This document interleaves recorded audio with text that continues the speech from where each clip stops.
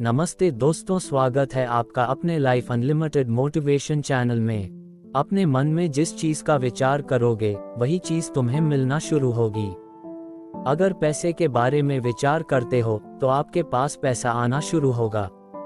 अगर आप अपने प्यार के बारे में विचार करोगे तो आपको आपका प्यार जल्द ही मिलेगा। गौतम बुद्ध के अनुसार हम वही बनते हैं जो हम सोचते हैं। जिस तरह कोई व्यक्ति बुरी सोच के साथ बोलता या काम करता है तो उसे कष्ट ही मिलता है, वही यदि कोई व्यक्ति शुद्ध विचारों के साथ बोलता या काम करता है तो उसकी परछाई की तरह खुशी उसका साथ कभी नहीं छोड़ती है। वही गौतम बुद्ध की यह कहानी जो आज हम आपको बताने जा रहे हैं, इस कहानी को देखने के बाद आप जीवन की सभी समस्याओं को चुटकियों में हल करने में सक्षम रहेंगे। दोस्तों, एक बार की बात है, महात्मा बुद्ध प्रवचन दे रहे थे। प्रवचन में आसपास के बहुत से लोग शामिल थे। सभी लोग ध्यान से बुद्ध को सुन रहे थे। कुछ देर में प्रवचन समाप्त हो गया। तब लोगों ने बुद्ध को प्रणाम किया और अपने अपने घर को चल पड़े, पर एक युवक वहां पर ही बैठा रह गया। बुद्ध की नजर उस युवक पर पड़ी तो वे पूछ बैठे, क्या बात है वत्स, कोई जिज्ञासा है क्या? युवक बुद्ध के पास गया और प्रणाम करके बोला, प्रभु बहुत उलझन में हूँ, जितना इस बारे में सोचता हूँ उतना ही उलझ जाता हूँ, कैसी उलझन है वत्स? बुद्ध ने प्रश्न किया। युवक हाथ जोड़कर बोला, प्रभु ये संसार कितना विशाल है। संसार में लाखों करोड़ों लोग निवास करते हैं, उनमें भी एक से बढ़कर एक विद्वान, कलाकार, योद्धा। ऐसे में उन सब के बीच मुझ जैसे सामान्य प्राणी का क्या मूल्य है? युवक की बात सुनकर बुद्ध मुस्कुरा दिए। वे बोले, तुम्हारी जिज्ञासा का उत्तर मिल जाएगा, पर इसमें थोड़ा सा समय लगेगा। क्या तब तक मेरा एक छोटा सा काम कर सकते हो? प्रभु ये तो मेरे लिए गर्व का विषय है कि मैं आपके काम आ सकूं। युवक ने पुनः अपने हाथ जोड़ दिए और कहा, आप आदेश करें प्रभु। बुद्ध ने युवक को एक चमकीला पत्थर देते हुए कहा, तुम्हें इस पत्थर का मूल्य पता करना है, पर ध्यान रहे इसे बेचना नहीं है, सिर्फ इसका मूल्य पता करना है, जैसी आज्ञा प्रभु। ऐसा कहते हुए युवक ने बुद्ध से वह पत्थर ले लिया। उसने एक बार फिर से उन्हें प्रणाम किया और बाजार की ओर चल पड़ा। बाजार वहां से ज्यादा दूर नहीं था। युवक थोड़ी देर में वहां पहुंच गया। वह सुबह का समय था, इसलिए बाजार अभी ठीक से लगा नहीं था। वहां पर इक्का दुक्का दुकानदार ही थे। युवक ने जिज्ञासावश इधर उधर नजर घुमाई। उसे एक पेड़ के नीचे एक दुकानदार नजर आया, वह आम बेच रहा था। युवक उस दुकानदार के पास पहुंचा और उसे पत्थर दिखाते हुए बोला, क्या आप इस पत्थर की कीमत बता सकते हैं?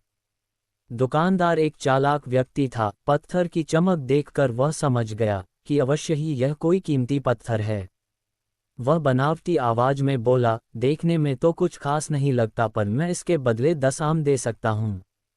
दुकानदार की बात सुनकर युवक को हल्का सा क्रोध आ गया। वह मन ही मन बुदाया समझता है, इतना सुंदर पत्थर और इसका मूल्य सिर्फ 10 आम, अवश्य ही यह झूठ बोल रहा है। युवक को चुप देखकर दुकानदार बोल उठा, क्या कहते हो, निकालूं आम? पर युवक ने दुकानदार को कोई जवाब नहीं दिया। वह चुपचाप आगे बढ़ गया। सामने एक सब्जी वाला अपनी दुकान सजा रहा था।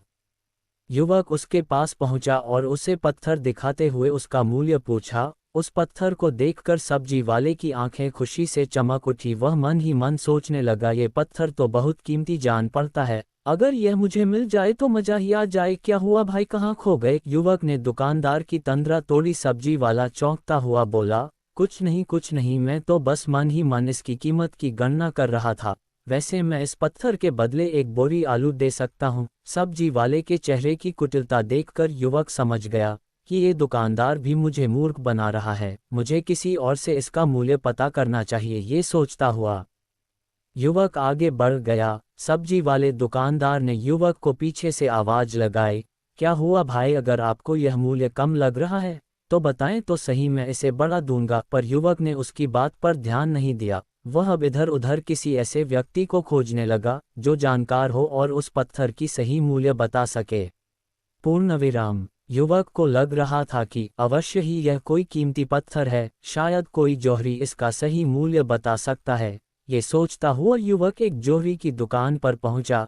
जौहरी अपनी दुकान को अभी खोल ही रहा था। उसने युवक को अपनी दुकान की ओर आते हुए दूर से देख लिया था। साथ ही उसने युवक का हुलिया देखकर यह भी भांप लिया था कि यह कोई गरीब व्यक्ति है जो संभवतः कोई गहना बेचने आया होगा। जौहरी ने हाथ जोड़कर युवक को नमस्कार किया और मुस्कुराकर पूछा, बताएं महोदय, मैं आपकी क्या सेवा कर सकता हूँ। युवक ने बुद्ध का दिया पत्थर अपनी हथेली पर रख दिया और बोला, इसका मूल्य पता करना था। पत्थर को देखते ही जौहरी उसे पहचान गया कि यह बेशकीमती रूबी पत्थर है जो किस्मत वाले को मिलता है। वह बोला, पत्थर मुझे दे दो और मुझसे 1 लाख रुपए ले लो। कहते हुए जौहरी ने पत्थर लेने के लिए अपना दाहिना हाथ बढ़ाया, पर तब तक युवक ने पत्थर को अपनी मुट्ठी में बंद कर लिया था। उसे पत्थर के मूल्य का अंदाजा हो गया था, इसलिए वह बुद्ध के पास जाने के लिए मुड़ गया। जौहरी ने उसे पीछे से आवाज लगाई, अरे रुको तो भाई, मैं इसके 50 लाख दे सकता हूँ। लेकिन युवक को वह पत्थर बेचना तो था नहीं, इसलिए वह रुका नहीं और दुकान के बाहर आ गया। पर जौहरी भी कम चालाक नहीं था। वह उस अनमोल पत्थर को किसी भी कीमत पर अपने हाथ से जाने नहीं देना चाहता था। वह दौड़कर उसके आगे आ गया और हाथ जोड़कर बोला, तुम ये पत्थर मुझे दे दो, मैं इसके बदले 1 करोड़ देने को तैयार हूँ। युवक को जौहरी की बातों में अब कोई रुचि नहीं रह गई थी। वह जल्द से जल्द बुद्ध के पास पहुँच जाना चाहता था, इसलिए ना तो वह रुका और ना ही उसने जौहरी की बात का कोई जवाब दिया। वह तेज तेज कदमों से बुद्ध के आश्रम की ओर चल पड़ा। जौहरी ने पीछे से आवाज लगाई, यह अत्यंत मूल्यवान पत्थर है, अनमोल है, तुम जितने पैसे कहोगे मैं दे दूंगा। ये सुनकर वह युवक परेशान हो गया। उसे लगा कि कहीं पत्थर के लालच में जौहरी उसे पकड़कर जबरदस्ती ना करने लगे, इसलिए वह तेजी से आश्रम की ओर दौड़ पड़ा। युवक जब बुद्ध के पास पहुंचा तो वह बुरी तरह से हाफ रहा था। उसे देखकर बुद्ध मुस्कुरा दिए, फिर भी उन्होंने अपने चेहरे से कुछ भी जाहिर नहीं होने दिया। वे बोले, क्या बात है वत्स, तुम कुछ डरे हुए से लग रहे हो।